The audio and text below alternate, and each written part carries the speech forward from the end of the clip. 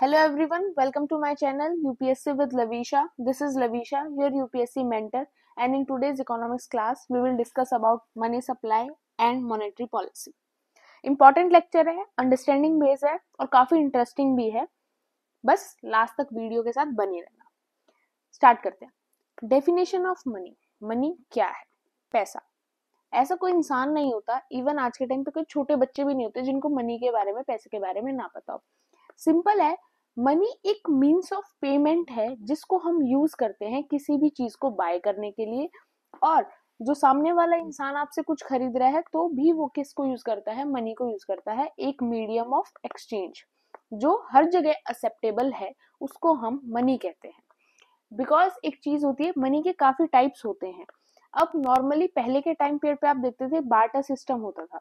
उसके अंदर क्या होता था? आपने सामने वाले को गेहूं दिए, सामने वाले ने आपको चावल दिए. बट उस चीज के अंदर जरूरत भी तो होनी चाहिए कि सामने वाले को चावल की जरूरत है या नहीं, या फिर उस केस के ऊपर वो चीजें प्रॉब्लमेटिक थी. बट मनी एक ऐसी चीज होती है जिसको एक्सेप्ट करने से कोई भी मना नहीं करता, और मनी को आप कहीं भी यूज कर सकते हो as a medium of exchange. Because money के पास क्या होती है? एक परचेजिंग पावर होती है किसी भी चीज को खरीदने की, कि आप पैसे से कुछ भी खरीद सकते हो. ऑब्वियसली इमोशंस नहीं खरीद सकते, आप नेचर को नहीं खरीद सकते, लेकिन यस, जितनी मटेरियलिस्टिक चीजें हैं आप मनी से बाय कर सकते हो. और मनी काफी फॉर्म्स में होती है. अब मनी आपके नॉर्मली पेपर फॉर्म में भी होती है. जो गोल्ड होती है वो भी एक टाइप की आपकी इन्वेस्टमेंट होती है. Credit cards and debit cards है, सभी अलग अलग मनी के ही पार्ट होते हैं. फंक्शंस ऑफ मनी क्या क्या? पहला, मीडियम ऑफ एक्सचेंज. आपको कुछ भी खरीदना है, आपने पैसे दिए और उस चीज को ले लिया. Store of value. हम अपनी वेल्थ को बनाने के लिए भी मनी को स्टोर करते हैं, जिससे को हम फिर फ्यूचर के अंदर यूज करते हैं. Standard of deferred payments. अलग अलग तरीके के पेमेंट्स के स्टैंडर्ड्स होते हैं मनी के अंदर. आप अलग अलग तरीके से करते हो. आज जो चीजें हैं, प्रेजेंट की चीजें हैं, उनको आप फ्यूचर में खरीदते हो या फिर फ्यूचर में पेमेंट करते हो. काफी चीजें होती है, ईएमआई का सिस्टम होता है, काफी चीजें हैं. सब कुछ किससे रिलेटेड है? मनी से रिलेटेड है. अब देखते हैं इवोल्यूशन ऑफ मनी कैसे हुआ.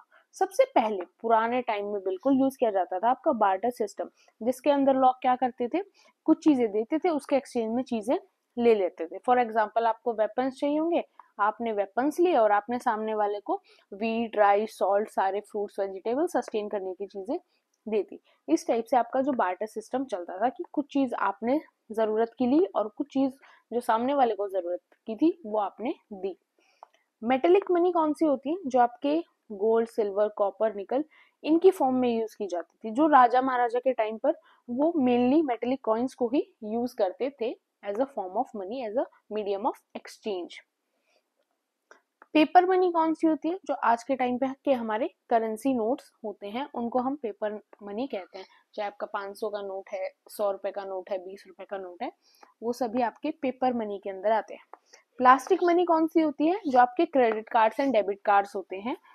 अब डेबिट कार्ड्स वो होते हैं जिनको आप अगर यूज कर रहे हो तो डायरेक्ट जो पेमेंट होती है वो आपके बैंक अकाउंट से कट हो जाती है. और क्रेडिट कार्ड्स वो होते हैं जो आपने किसी भी बैंक का बनवाया होता है, उस बैंक से आप लोन लेकर उस क्रेडिट कार्ड से किसी चीज की पेमेंट कर रहे हो, जो आपको कुछ टाइम पीरियड के बाद बैंक को वो पेमेंट वापस देनी होती है.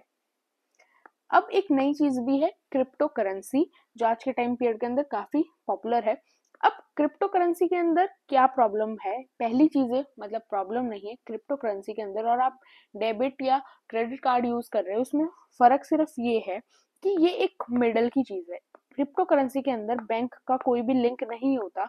और अब नॉर्मली हम मानते हैं कि जो बैंक की चीजें होती है ना, वो काफी प्रॉब्लमेटिक होती है. मतलब बैंक से लोन लेना इतना आसान नहीं होता, बैंक से सारी चीजें करना इतना आसान नहीं होता, काफी पेपर वर्क होता है, काफी चीजें होती हैं. तो अगर आपके पास क्रिप्टो करेंसी है एज यूर असेट, तो फिर आप उसको बहुत इजीली यूज कर सकते हो. उसके अंदर आपकी जो इंटरेस्ट रेट्स हैं, जो फीस हैं, वो भी काफी कम है एज कम्पेयर टू बैंक्स. और दूसरा, क्रिप्टो करेंसी की जो सर्विस है वो भी फास्ट सर्विस है as compare to bank services. इसलिए आज के टाइम पर क्रिप्टो करेंसी भी काफी पॉपुलर है. Not in India, may be future में इंडिया के अंदर भी बहुत ज्यादा पॉपुलर हो जाए, बट वर्ल्ड लेवल के ऊपर आज के टाइम पर क्रिप्टो करेंसी काफी ज्यादा फेमस है. अब देखते हैं बार्टर सिस्टम के साथ क्या प्रॉब्लम होती थी कि आपके पास भी वो चीज होनी चाहिए जो सामने वाले को चाहिए अगर आपको उनसे कुछ लेना है तो। फॉर एग्जाम्पल सामने वाले की नेसेसिटी वीट है और आपको चाहिए सामने वाले से राइस, बट आपके पास राइस वो आपको जब देगा ना जब आपके पास वीट होगा, अगर आपके पास वीट नहीं होगा तो सामने वाला आपको राइस नहीं देगा। इसलिए दोनों साइड से कॉन्सिडेंस ऑफ वांट्स होना चाहिए कि जो उसको चाहिए वो आपके पास है, जो आपको चाहिए वो उसके पास है। दूसरा प्रॉब्लम होती थी कॉमन मेजरमेंट ऑफ वैल्यू, कि आप अब हर जगह आप तराजू लेकर तो नहीं जाओगे कि हाँ ये देखो इतना है, तो वो मेजरमेंट की प्रॉब्लम भी आती थी। दूसरा स्टोर करने में प्रॉब्लम आती थी बिकॉज काफी चीजें जो एक्सचेंज मीडियम की होती थी वो काफी बल्कि हो जाती थी, हर जगह लेकर जाना पॉसिबल नहीं था। फाइंड मनी क्या होता है? फाइंड मनी होता है आपके जो करेंसी नोट्स एंड कॉइन्स होते हैं उनको फाइंड मनी बोला जाता है। आपके कॉइन्स को नहीं, जो आपके गोल्ड सिल्वर के कॉइन्स है उनको फाइंड मनी में इंक्लूड नहीं किया जाता। कॉइन्स जो सिर्फ आपके गवर्नमेंट ऑफ इंडिया इशू करती है, जो आपके 1 rupee coin, 5 rupee coin, 10 rupee coin, 20 rupee coin, उनको और करेंसी नोट्स को हम फाइंड मनी कहते हैं। और इसकी एक गारंटी होती है। फाइंड मनी के अंदर सबसे इंपॉर्टेंट फीचर क्या होता है? फाइंड मनी की गारंटी गवर्नमेंट ऑफ इंडिया देती है। जैसे हर गवर्नमेंट अपने अपने कंट्री के अंदर देती है, वैसे ही हमारे करेंसी नोट्स और कॉइन्स की गारंटी आरबीआई खुद इशू करते हैं। और उसका मतलब ये होता है कि आप कहीं भी अगर करेंसी नोट्स और कॉइन्स को यूज कर कर पेमेंट कर रहे हो, सामने वाला आपको मना नहीं कर सकता। इन एनी केस उनको एक्सेप्ट करना ही करना पड़ेगा।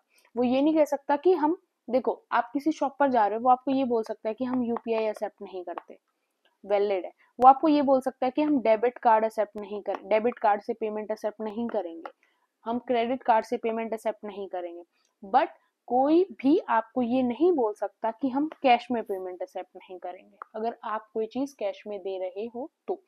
कि कोई भी आप किसी चाय वाले के पास गए, वो debit, credit card, crypto currency या फिर किसी भी टाइप ऑफ मनी को मना कर सकता है, इवन गोल्ड को मना कर सकता है। सपोज आपने एक चाय पी, आप उसको आपकी सिल्वर या गोल्ड रिंग दे रहे हो, वो मना कर देगा। आप किसी रेस्टोरेंट में गए, आपके पास पैसे नहीं थे, आप उसको गोल्ड कॉइन दे रहे हो कि ये लो, वो मना कर सकते हैं। बट कोई भी नोट्स को और कॉइन्स को मना नहीं कर सकता, बिकॉज इनकी गारंटी आरबीआई खुद देता है और ये आपको एक्सेप्ट करने ही पड़ेंगे। लीगल टेंडर्स क्या होता है? लीगल टेंडर्स का मतलब भी सेम यही है। करेंसी नोट्स एंड कॉइन्स को ही हम लीगल टेंडर्स मनी के अंदर काउंट करते हैं, because they can't be refuse by any citizen of the country for settlement of any kind of transaction. जो चेक्स होते हैं हमारे, उनको हम as a legal tender count नहीं कर सकते, बिकॉज कई जगह पर आपके चेक भी एक्सेप्टेबल नहीं होते। तो अगर आपसे कोई पूछे कि आपकी जो लीगल टेंडर मनी है, लीगल टेंडर के अंदर क्या क्या इंक्लूड है, तो उसके अंदर आपके इंक्लूड है करेंसी नोट्स और कॉइन्स। ये दोनों चीजें आपकी लीगल टेंडर के अंदर इंक्लूड हैं।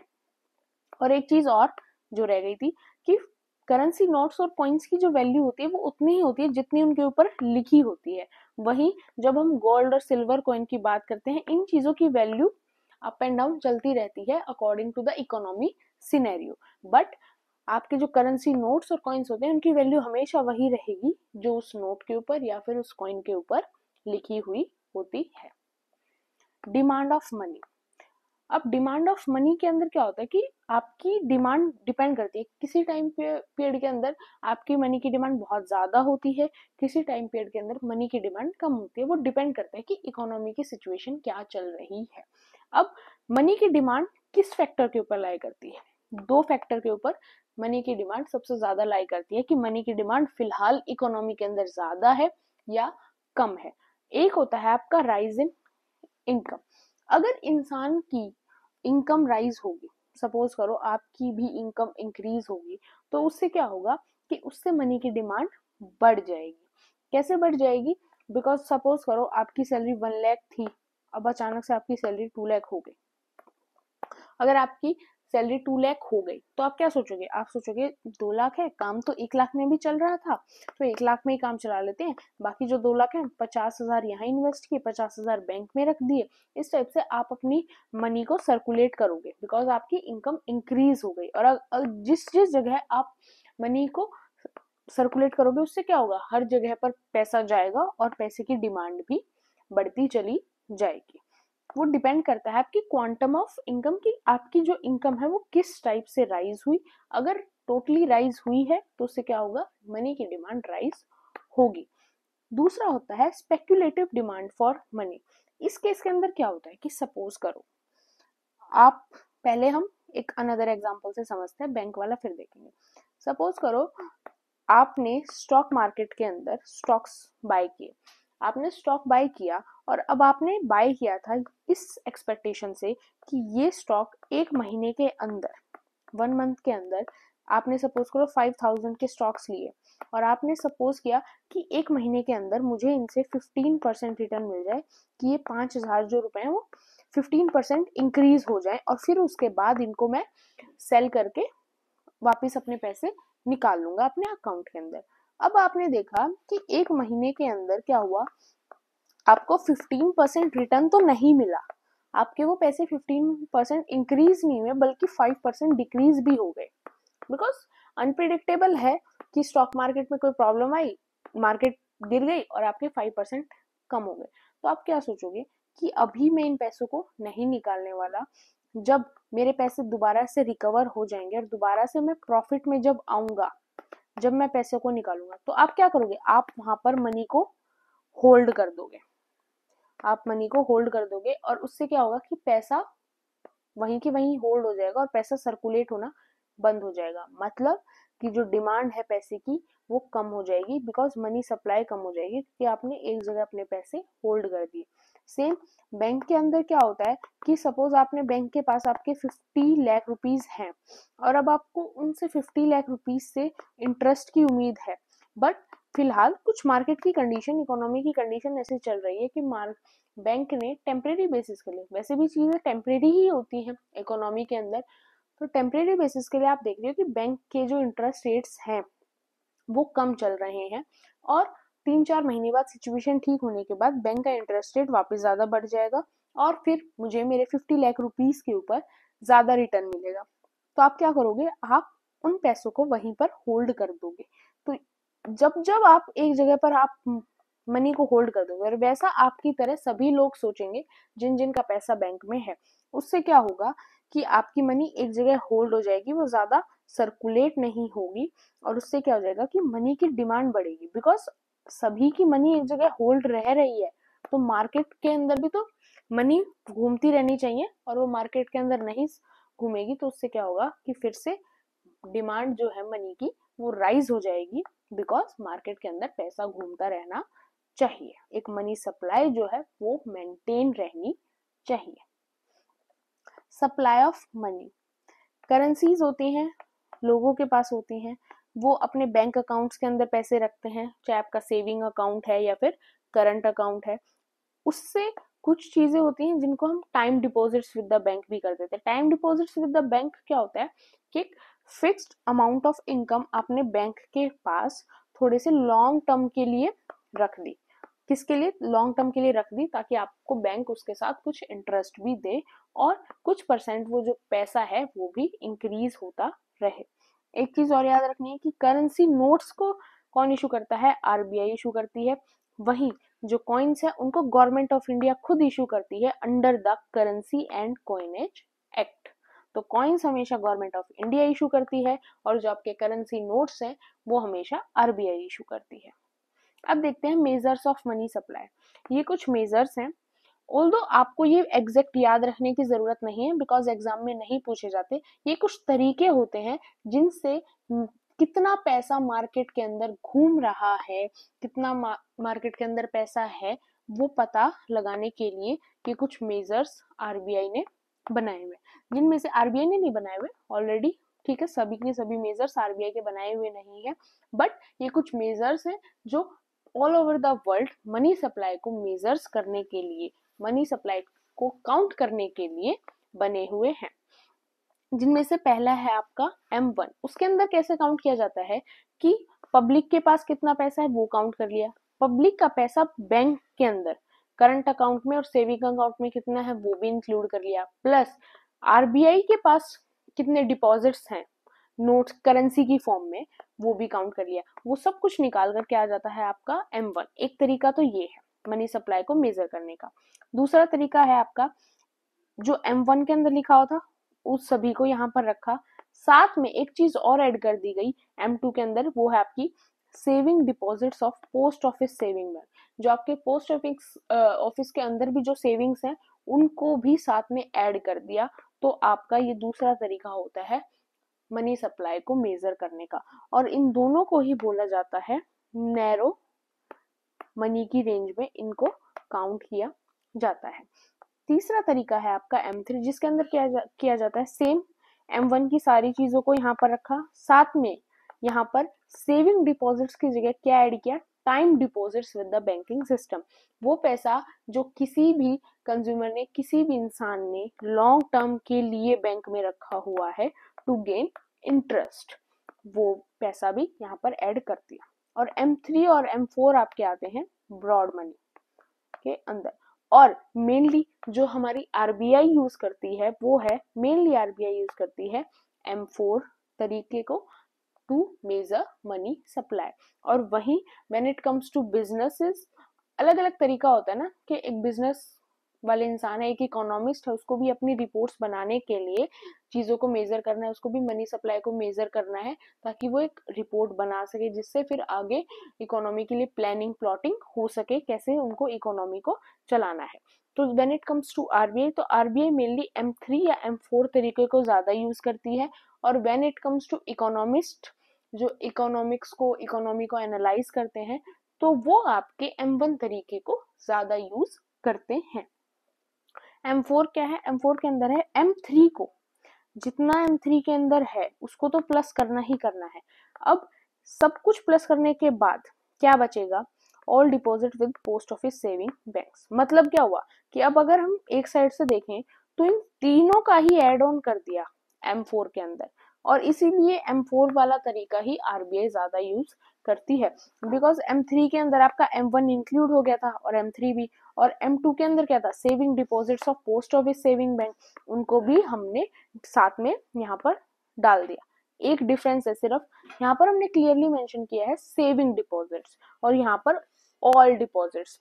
मतलब कि एक तो कि पोस्ट ऑफिस में अगर हम M2 की बात करें तो पोस्ट ऑफिस के अंदर जितने सिर्फ सेविंग डिपॉजिट्स हैं उनकी बात यहाँ हो रही है, और यहाँ बात हो रही है कि किसी भी टाइप का, चाहे सेविंग, करंट, जितने टाइप के डिपॉजिट्स आपके पोस्ट ऑफिस सेविंग बैंक के अंदर हैं उन सभी डिपॉजिट्स को यहाँ पर यूज कर सकते हैं। तो मतलब ओवरऑल सिंपल है कि M1, M2 और M3 तीनों को ऐड ऑन करके हम M4 के अंदर यूज करते हैं। ज्यादा कॉम्प्लिकेटेड हमें इसको नहीं करना है और हमें इसको ज्यादा याद रखने की जरूरत भी नहीं है, सिर्फ हमें ऊपर ऊपर से पता होना चाहिए कि यस ये केस होता है, ये दोनों नैरो मनी होते हैं, इनको हम ब्रॉड मनी की सेंस के अंदर लेते हैं। अब ये एक सिचुएशन समझो कि ये है आपका बैंक, बैंक के अंदर डिपॉजिटर्स आए, उन्होंने पैसा बैंक के अंदर डिपॉजिट किया, उसके बदले बैंक जब वो विड्रॉ करेंगे उनको कुछ इंटरेस्ट भी देता है। तो और डिपॉजिटर अब ये पैसा दे रहे हैं बैंक को, तो ये होती है बैंक की असेट, ये होती है बैंक की असेट, बैंक की पूंजी।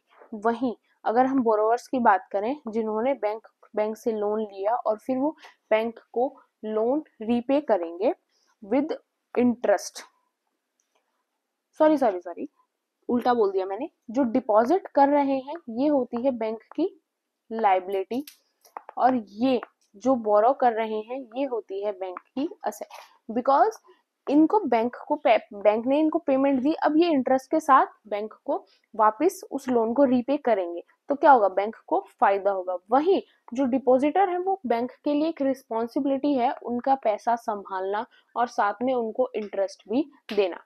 तो डिपॉजिटर्स ये साइड हो गई बैंक की लाइबिलिटी और ये साइड हो गई बैंक की असेट।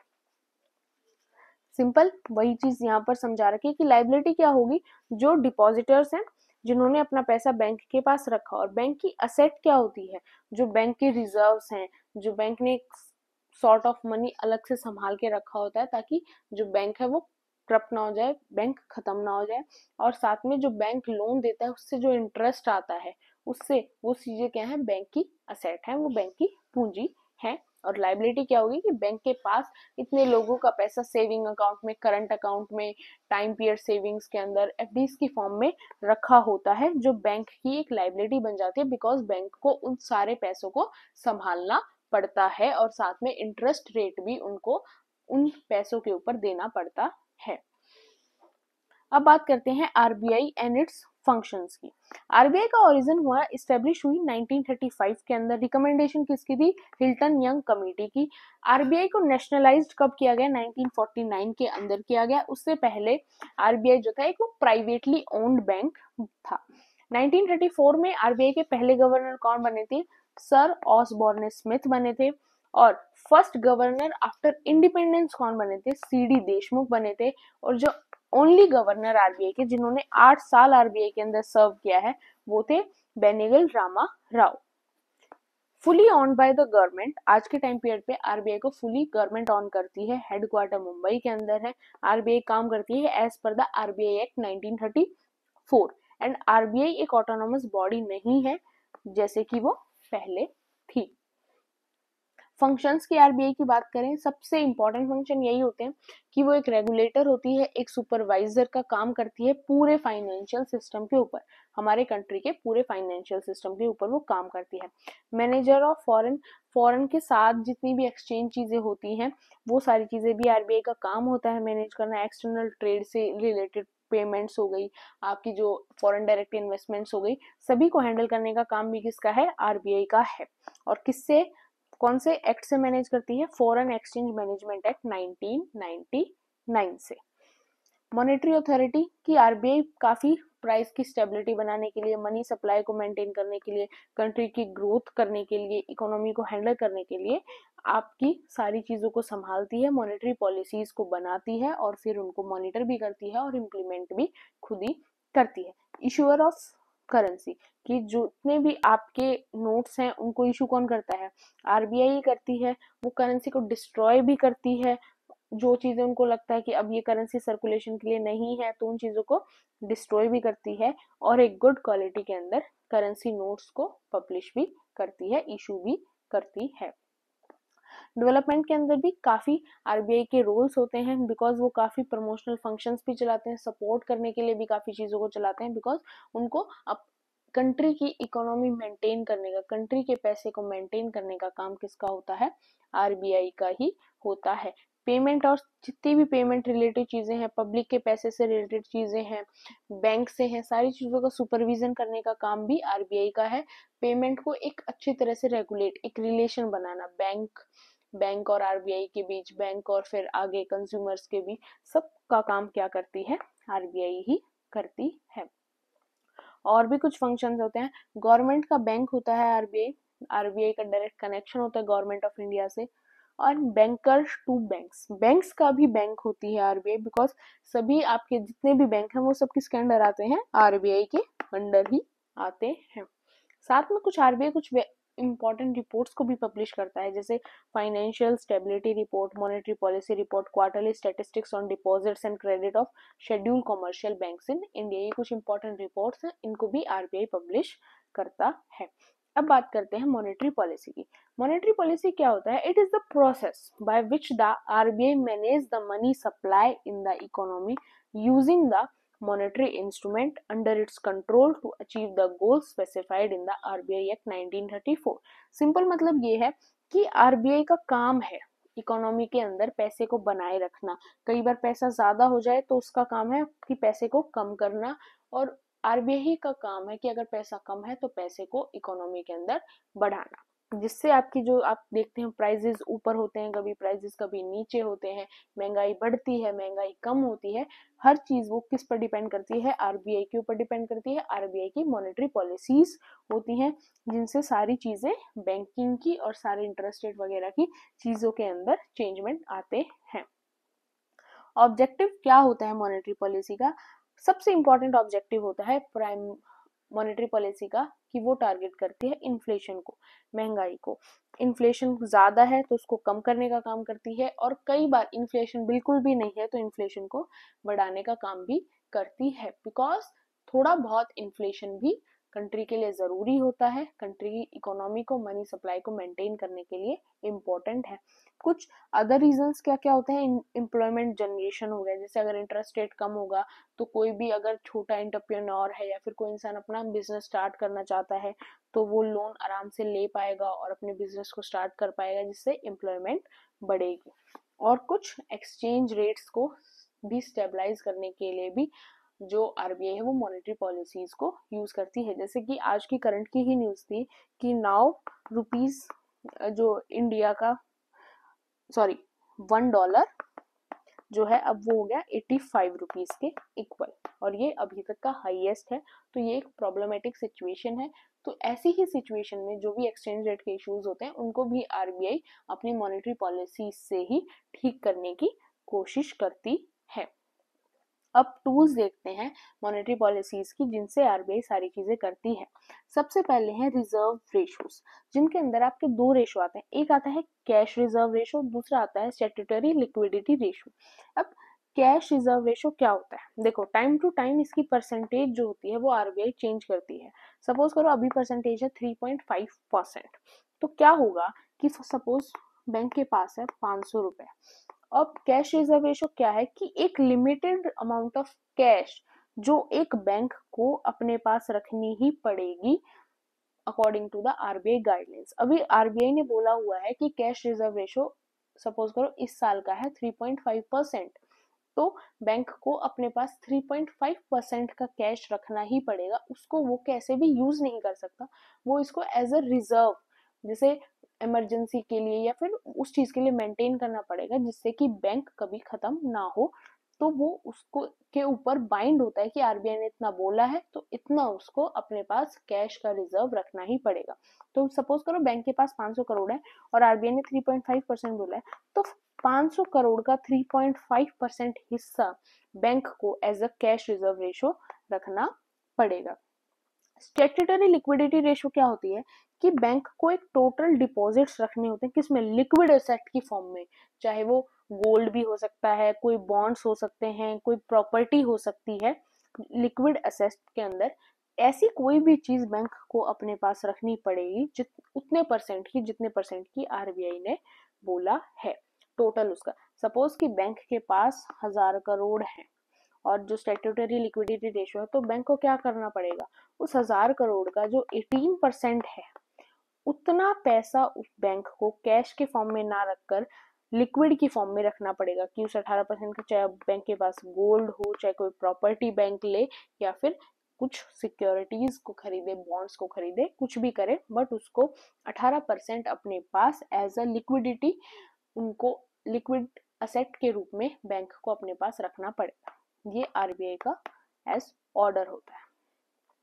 अब है ओपन मार्केट ऑपरेशंस, कि आप कई बार देखते हो कि कोई गवर्नमेंट प्रॉपर्टी है वो ऑक्शन के अंदर आई हुई है, ऑक्शंस में आप उसके हाई से हाई प्राइस लगाते हो, फिर आपको वो मिल जाती है, तो वो आरबीआई के ओपन मार्केट ऑपरेशंस होते हैं टू मेंटेन मनी, जिसके लिए वो क्या करते हैं, गवर्नमेंट सिक्योरिटीज को समटाइम्स खरीदते भी हैं और समटाइम्स मार्केट के अंदर ऑक्शन कर उस चीजों को बेच भी देते हैं।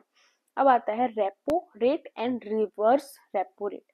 अब देखो रेपो रेट क्या होता है कि सपोज कोई बैंक है, बैंक को अचानक से रातों रात 100 करोड़ रुपए की जरूरत है और बैंक के पास 100 करोड़ रुपए नहीं है।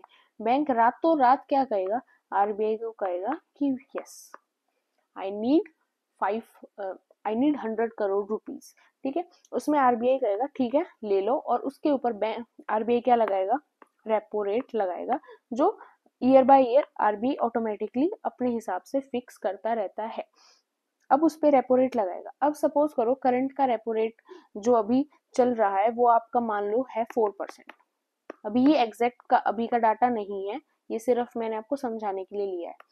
अभी का डाटा है सपोज करो 4%, तो आरबीआई क्या करेगा, आरबीआई बैंक को कहेगा कि ठीक है आपको मैं 100 करोड़ रुपए दे रहा हूँ अभी, कितने इंटरेस्ट रेट के ऊपर, 4% इंटरेस्ट रेट के ऊपर। उसके ऊपर आरबीआई ने कितना इंटरेस्ट लगाया, 4% लगाया, और वो बैंक टू बैंक वेरी नहीं करेगा, वो एक ही रेट फिक्स किया जाता है रेपो रेट, जो सभी बैंक के ऊपर इक्वली लागू है, चाहे वो फिर आपका एसबीआई हो चाहे एचडीएफसी हो, सभी को 4% इंटरेस्ट रेट पर ही ऑन द स्पॉट आरबीआई पैसे देगा।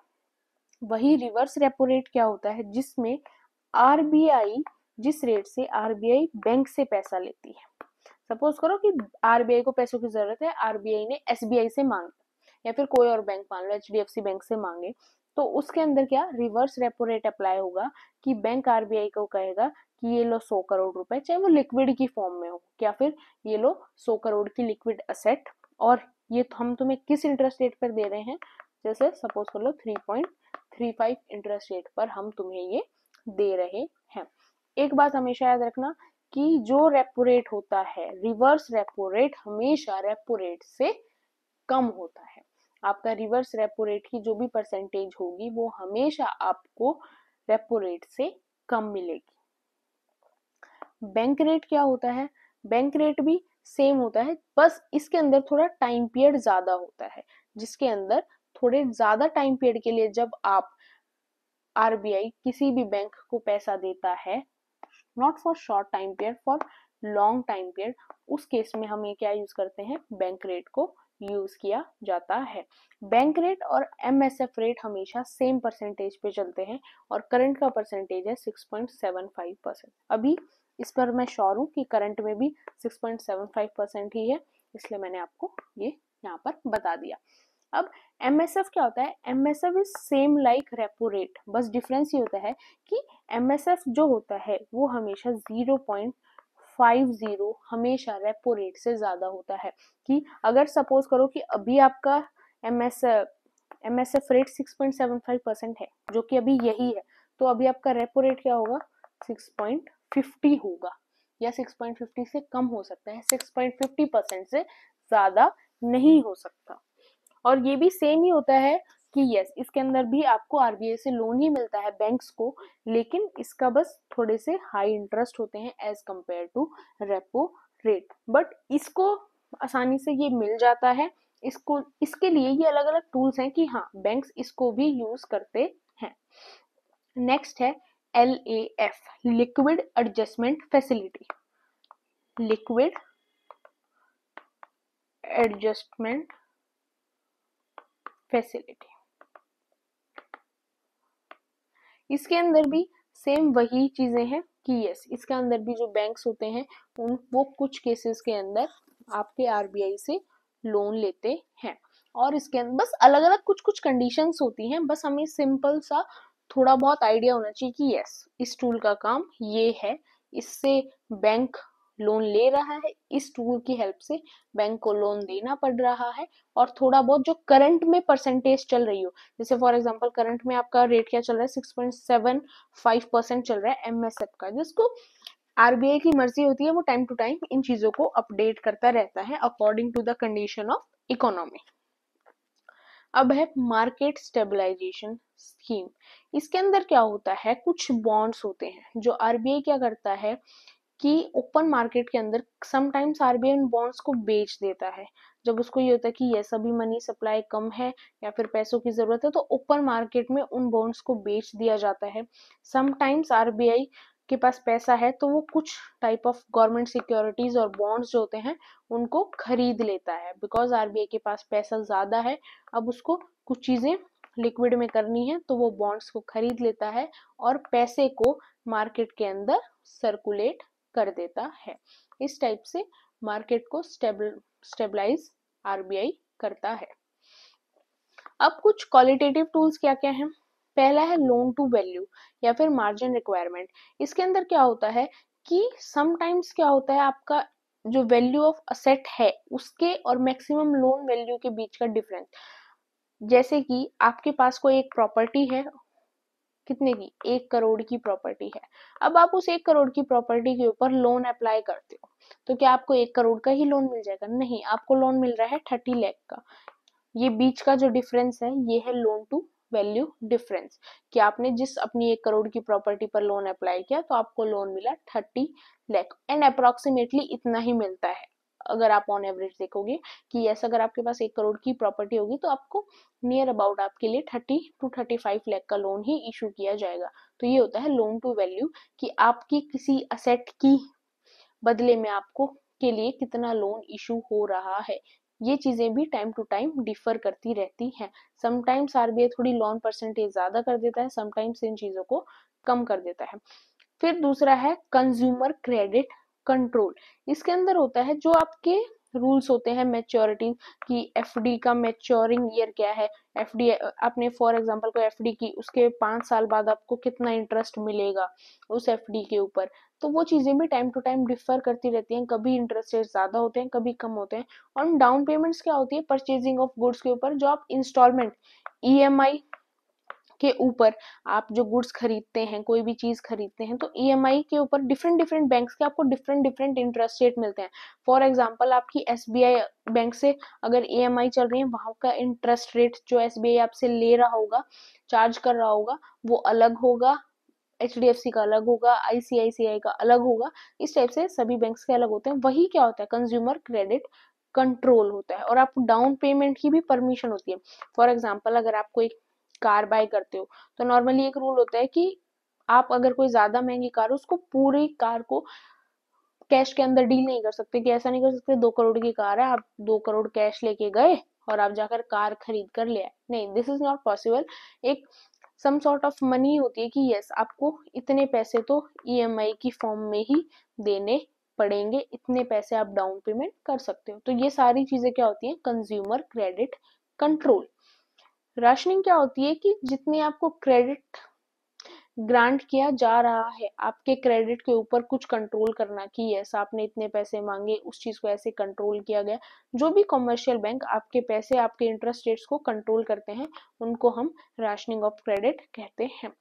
मोरल स्वेशेशन, ये क्या होता है कि एज पर द रिक्वायरमेंट, कि कभी अगर इकोनॉमी बहुत डाउन चल रही है तो आरबीआई कुछ स्ट्रिक्ट चेंजेस करता है इकोनॉमी के ट्रेंड्स के अंदर, और फिर आरबीआई क्या करता है कि आरबीआई रिक्वेस्ट करता है कॉमर्शियल बैंक से कि आप इन चीजों को फॉलो करो, इन सर्टेन मेजर्स को फॉलो करो, बिकॉज इकोनॉमी की कंडीशन अभी ऐसी चल रही है, तो इन चीजों को फॉलो करना जरूरी है। कुछ चीजें होती हैं डायरेक्ट एक्शन, कि अगर आरबीआई को लग रहा है कि ये बैंक उनकी कंडीशन को फुलफिल नहीं कर पा रहा अच्छी तरह से, उनकी कंडीशंस और रिक्वायरमेंट्स को नहीं मान रहा, तो उस बैंक के ऊपर आरबीआई डायरेक्ट भी एक्शन लेता है। जैसे कि अभी रिसेंट में इस ईयर के स्टार्टिंग में पेटीएम के ऊपर लिया गया, और लास्ट में जो आपके पेटीएम का खुद पेटीएम बैंक था उसको बंद कर दिया गया, और अब आप पेटीएम पेमेंट बैंक यूज नहीं कर पाते। Money monetary policy transmission, monetary policy से क्या क्या चेंज आते हैं। जैसे ही मॉनेटरी पॉलिसी चेंज होगी, उससे क्या चेंज आएगा, मनी सप्लाई में चेंज आएगा। क्या तो मनी सप्लाई बढ़ेगी या मनी सप्लाई घटेगी। एग्रीगेट डिमांड में, मार्केट के अंदर भी मनी की डिमांड में, चीजों की डिमांड में डिफरेंस देखने को आपको मिलेगा। आपको जीडीपी के अंदर डिफरेंसेस देखने को मिलेगा। आपको चीजों के प्राइसेस के अंदर डिफरेंस देखने को मिलेगा। क्या तो प्राइस हाई हो जाएंगे या चीजों के प्राइस लो हो जाएंगे। आपको एम्प्लॉयमेंट के अंदर चेंजेस देखने को मिलेगा, बिकॉज अगर मनी मॉनेटरी पॉलिसी के अंदर चेंजमेंट हो रहा है, तो बैंक का इंटरेस्ट रेट कम भी तो हो सकता है या फिर ज्यादा हो सकता है। तो अगर बैंक का इंटरेस्ट रेट कम हो रहा है मॉनेटरी पॉलिसी के अंदर चेंजमेंट करने से, तो ज्यादा से ज्यादा लोग लोन लेंगे, लोन लेकर अपनी चीजों को कंप्लीट करेंगे, कुछ लोग लोन लेकर अपने बिजनेस को एक्सपेंड करेंगे, जिससे क्या होगा, एम्प्लॉयमेंट इंक्रीज होगी। और मॉनेटरी पॉलिसी का आपके इन्फ्लेशन के ऊपर भी काफी ज्यादा डिफरेंस पड़ेगा। क्या तो महंगाई बढ़ेगी या महंगाई घटेगी। एक आपकी होती है एक्सपेंशनरी मॉनेटरी पॉलिसी, जिसका एम होता है मनी सप्लाई को, पैसे को इकोनॉमी के अंदर बढ़ाना। उसके लिए आरबीआई क्या करती है, इंटरेस्ट रेट को कम करती है। कम इंटरेस्ट रेट, तो आप भी ज्यादा लोन लेने के बारे में सोचोगे। सपोज आप लोन, एक तो आपको लोन मिल रहा हो जिसके ऊपर आपको देना पड़ रहा है 25% इंटरेस्ट वापस में, और एक आपको लोन मिल रहा हो जब आपको देना पड़ रहा है सिर्फ 2% इंटरेस्ट रेट। तो ऑब्वियस सी बात है, आप जब भी ज्यादा लोन लेने का रिस्क लोगे, जब भी ज्यादा लोन लेने के बारे में सोचोगे, जब आपको इंटरेस्ट रेट कम देना पड़ेगा। इसलिए आरबीआई क्या करती है, इंटरेस्ट रेट्स को कम कर देती है। परचेजिंग गवर्नमेंट सिक्योरिटी, जो सेंट्रल बैंक्स होते हैं वो गवर्नमेंट सिक्योरिटीज को खरीद लेते हैं, और पैसे जो है मार्केट में ज्यादा फ्लो होने देते हैं। बिकॉज वो सिक्योरिटी खरीदेंगे तो उसके बदले क्या, पैसा ही गवर्नमेंट को देंगे, और बाहर मार्केट के अंदर पैसा फैलाएंगे। तो उससे क्या होगा कि मनी सप्लाई जो है वो इंक्रीज हो जाएगी। और lowering the reserve requirements for bank, और बैंक को बोल देता है आरबीआई कि अब आपको रिजर्व की जो कंडीशंस है कि 18% उनका लिक्विडिटी उनको रखनी पड़ेगी, 4% उनको कैश रिजर्व रेशियो रखना पड़ेगा, इन चीजों को भी आरबीआई कम कर देता है। तो जिससे क्या हो कि बैंक ज्यादा से ज्यादा पैसा मार्केट के अंदर जाने दे। इसका इम्पैक्ट क्या आता है कि अनएम्प्लॉयमेंट कम होती है, कुछ बिजनेस एक्टिविटीज को एक्सपेंशन मिलता है, कंज्यूमर ज्यादा स्पेंड करना स्टार्ट करते हैं बिकॉज उनके पास पैसा आ जाता है। और इससे हाइयर इन्फ्लेशन के आने के चांसेस भी होते हैं, महंगाई बढ़ने के चांसेस भी होते हैं, बिकॉज किसी चीज की अगर डिमांड बढ़ रही है तो उस चीज के प्राइसेस के अंदर भी चेंजमेंट आएगा। एक्सपेंशनरी मॉनेटरी पॉलिसी को डॉविश मनी पॉलिसी भी कहा जाता है। एक आपकी होती है कंट्रैक्शनरी मॉनेटरी पॉलिसी। इसके अंदर हम क्या करते हैं कि मार्केट के अंदर मनी सप्लाई को कम कर देते हैं, मार्केट से पैसा आरबीआई और बैंक्स अपनी तरफ खींच लेते हैं और मार्केट के अंदर पैसे को कम कर देते हैं। इसके लिए क्या करते हैं, इंटरेस्ट रेट्स ज्यादा कर लेते हैं, हाई हो जाता है, जिससे क्या होगा, लोग लोन लेने से डरेंगे कि लोन नहीं लेंगे, लोन लेना अवॉइड करेंगे। गवर्नमेंट बॉन्ड्स को सेल कर देते हैं, और जो गवर्नमेंट बॉन्ड्स को अगर वो सेल कर रहे हैं तो बदले में उनको क्या मिलेगा, पैसा मिलेगा। मनी अगर उनके पास आई मतलब मार्केट में मनी कम हो जाएगी। And increase the reserve requirements for bank. अब बैंक को बोल दें अब 10% कैश रिजर्व रेशो रखना है, 28% लिक्विड रेशो रखना है, तो बैंक अब इतनी कंडीशन होने के बाद बैंक के पास बहुत कम पैसा बचेगा, तो वो कम ही पैसों की सप्लाई कर पाएगा, ज्यादा की कर ही नहीं पाएगा। इसका इम्पैक्ट क्या होता है, मेन इम्पैक्ट होता है जब इन्फ्लेशन को कंट्रोल करना होता है, जब कंट्रैक्शनरी मॉनेटरी पॉलिसी को इंट्रोड्यूस किया जाता है। इसको हॉकिश और टाइट मॉनेटरी पॉलिसी भी कहा जाता है और डियर मनी पॉलिसी भी कहा जाता है। अगर मॉनेटरी पॉलिसी की कमेटी की बात करें तो आपकी कुछ इंपॉर्टेंट कमिटीज इसके अंदर होती हैं, जिसके अंदर 6 मेंबर का पैनल होता है पूरा, जिसके अंदर आपके 3 मेंबर होते हैं आरबीआई से होते हैं, जिसके अंदर आपके गवर्नर ऑफ आरबीआई आ गए, डिप्टी गवर्नर आ गए और एक और ऑफिशियल होते हैं। एंड जो आरबीआई गवर्नर होते हैं वही मॉनेटरी पॉलिसी कमेटी के हेड भी होते हैं। 3 इंडिपेंडेंट मेंबर्स होते हैं जिनको गवर्नमेंट अपॉइंट करती है। डिफरेंट डिफरेंट फील्ड से फंक्शन क्या होता है कि जो मॉनेटरी पॉलिसी कमेटी होती है वो एटलीस्ट 4 बार मिलती है एक साल के अंदर अंदर, और जो डिसीजन होता है मॉनेटरी पॉलिसी पे वो कैसे होता है, वोटिंग से होता है, जिस साइड ज्यादा मेजोरिटी ऑफ वोट्स उस साइड का डिसीजन। और अगर कोई भी टाई का केस हुआ तो उस केस में जो आरबीआई गवर्नर हैं वो अपना डिसाइडिंग वोट देते हैं, जिस साइड उनका डिसाइडिंग वोट आया उस साइड की मॉनेटरी पॉलिसी को मान लिया जाता है। और जितने भी आपके ये रेट्स होते हैं, MSF, repo rate, reverse repo rate, इनको भी फिक्स करने का काम, इनके ऊपर भी काम करने का काम किसका है, मॉनेटरी पॉलिसी कमेटी का ही है। अब कुछ की टर्म्स देखते हैं। डबल कोइंसिडेंस ऑफ फंड्स, कि कोई भी दो पार्टी एग्री है एक दूसरे के साथ एक पर्टिकुलर कमोडिटी को शेयर करने के लिए, ये हमने देख लिया था। बार्टर सिस्टम हमने देख लिया था कि आप मनी का यूज नहीं करते, गुड्स को एक्सचेंज करते हो एक दूसरे की रिक्वायरमेंट के हिसाब से। और बार्टर सिस्टम के लिए इंपॉर्टेंट क्या है, डबल कोइंसिडेंस ऑफ वांट्स का होना इंपॉर्टेंट है, बिकॉज जो चीज सामने वाले को चाहिए वो आपके पास भी होना चाहिए। ऐसा नहीं है कि आज के टाइम पर इंडिया के अंदर बार्टर सिस्टम कहीं नहीं है, कुछ कुछ पर्टिकुलर प्लेसेस हैं जहां आज भी इंडिया के अंदर बार्टर सिस्टम को यूज किया जाता है। अगर आपके पास थोड़ा सा टाइम हो तो आप एक बार देखना कि नॉर्थ ईस्टर्न की साइड कुछ जगहें हैं जहां पर आज भी बार्टर सिस्टम को यूज किया जाता है, और उनमें से किसी एक प्लेस का, चाहे वो पर्टिकुलरली कोई फेयर हो या फिर कोई जगह हो, अगर आपको पता चले तो उसको do mention in the comment section जहां बार्टर सिस्टम परफॉर्म किया जाता है आज भी। एक होती है आपकी हाई पावर्ड मनी, या फिर आप रिजर्व मनी कह लो या फिर मॉनेटरी बेस कह लो। ये क्या होती है, वो करेंसी जो सेंट्रल बैंक इशू करता है, और वो होती है which can be held by the public, public के पास रहती है या फिर कॉमर्शियल बैंक के पास जो पैसा रहता है उसको हम हाई पावर्ड मनी कहते हैं।